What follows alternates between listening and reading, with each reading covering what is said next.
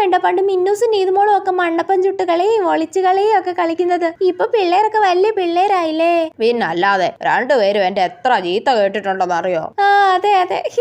മിന്നൂസ് എന്തി ആന്റി? മിന്നൂസ് അവളുടെ അങ്കിളുടെ വീട്ടിൽ പോയേക്കോ മോളെ, ഇന്ന് രാത്രി എത്തും. അതെല്ലേ. ജ്യൂസ് കുടിക്കും മോളെ. ആ കുടിക്കാൻ പറ്റി. അയ്യേതെ ജ്യൂസിലൊരു ഈച്ച.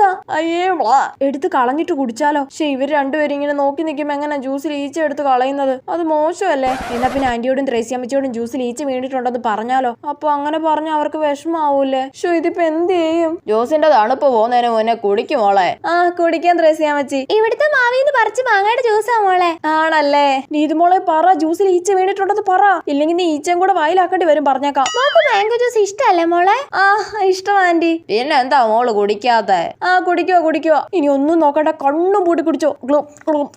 എങ്ങനെയുണ്ട് മോളെ, ടേസ്റ്റ് ഉണ്ടോ? നല്ല ടേസ്റ്റ് ഉണ്ടോ ആന്റി?